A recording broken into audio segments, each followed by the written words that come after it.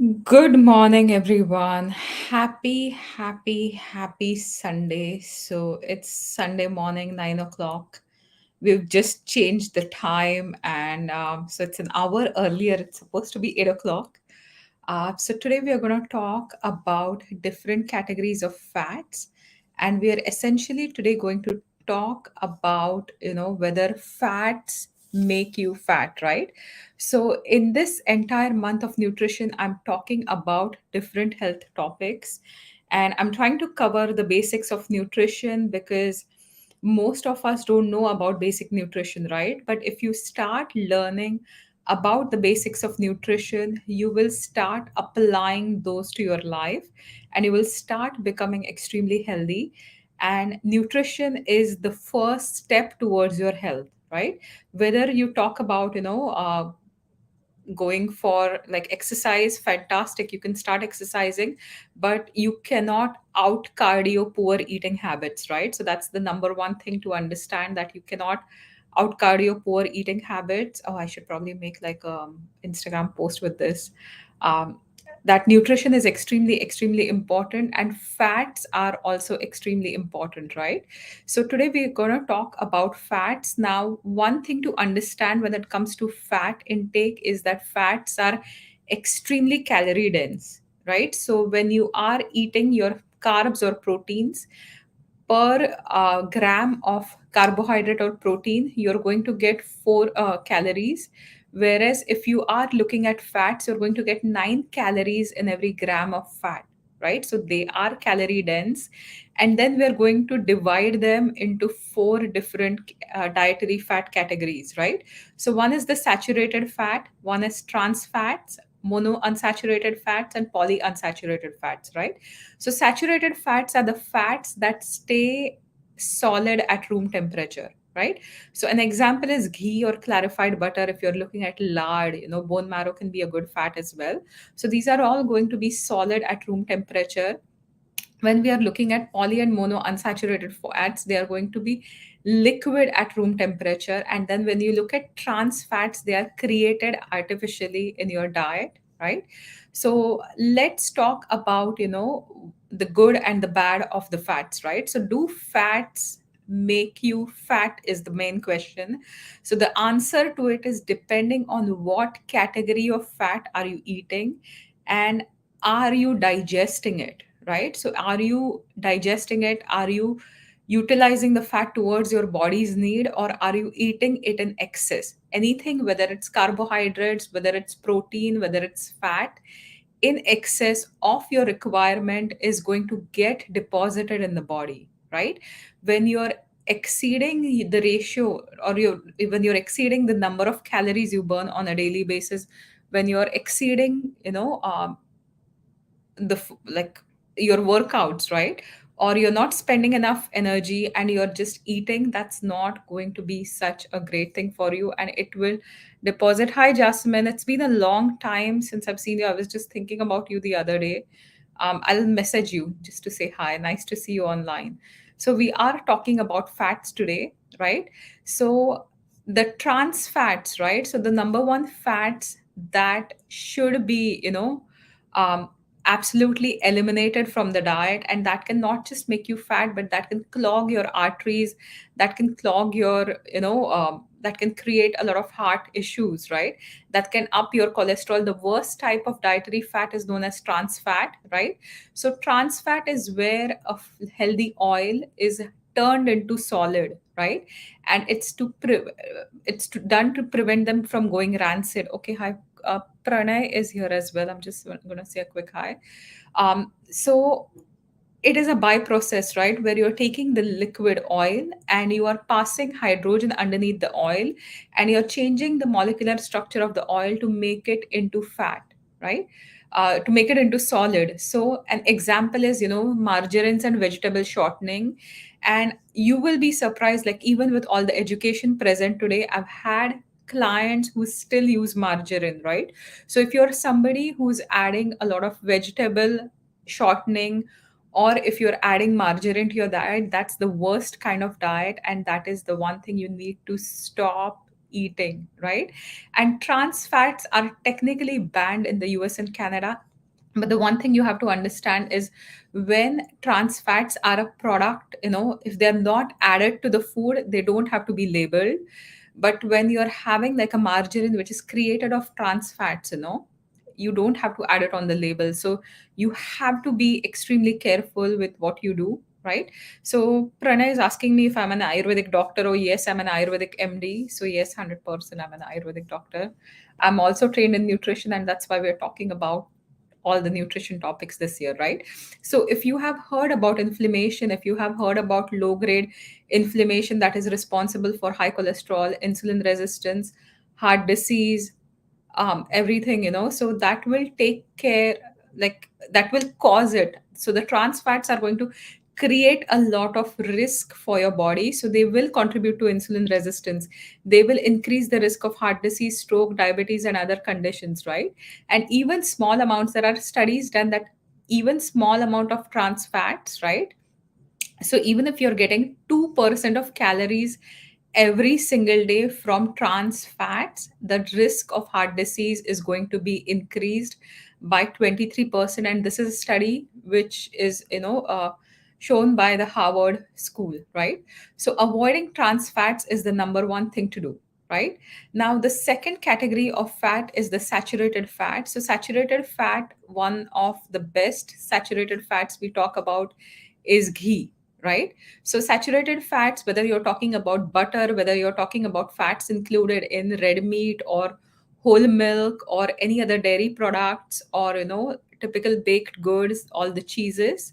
And saturated fats are because all the hydrogen atoms will have a carbon atom to the chain, right?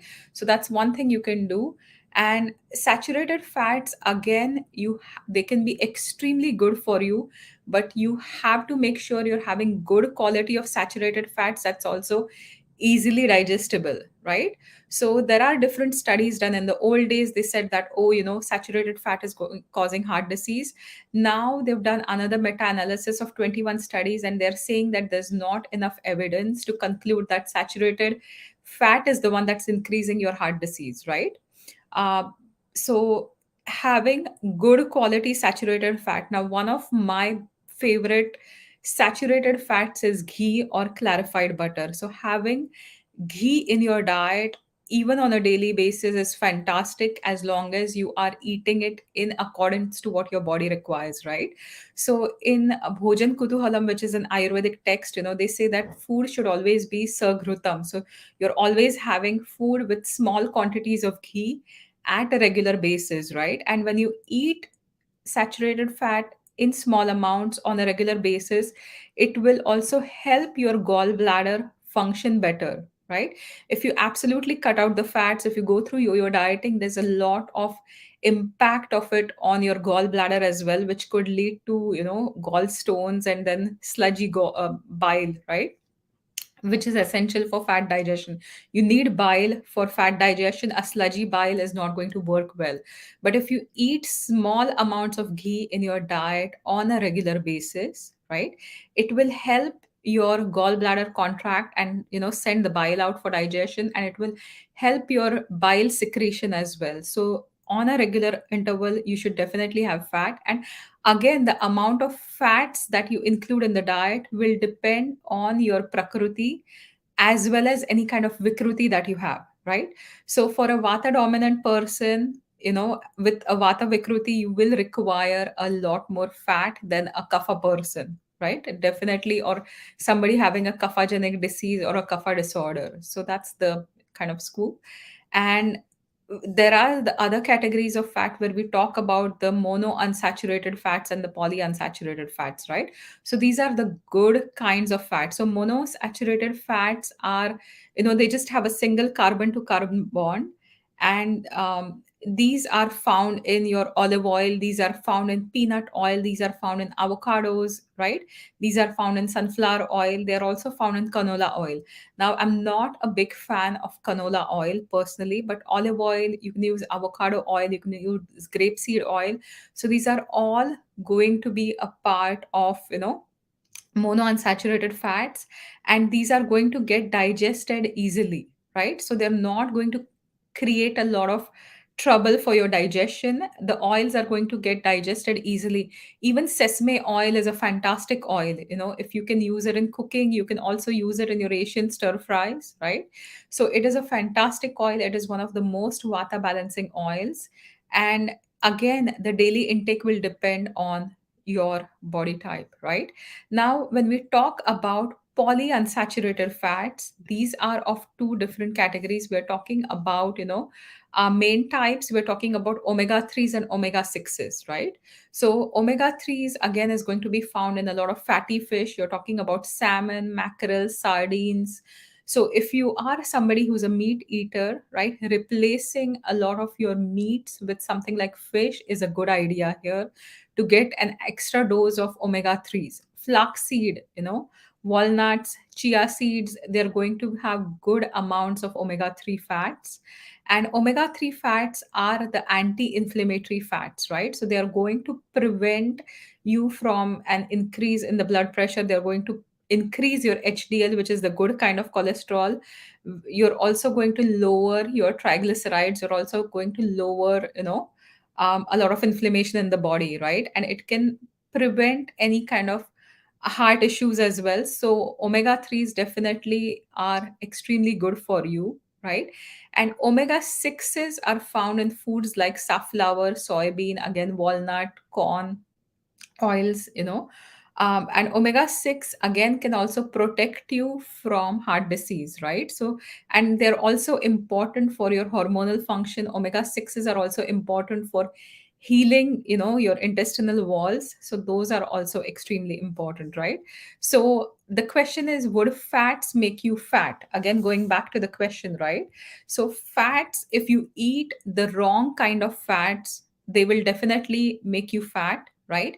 They will also create a lot of problems in the body. They will create a lot of high cholesterol issues or heart disease. But if you eat the good kind of fats, it can actually prevent a lot of the conditions, right?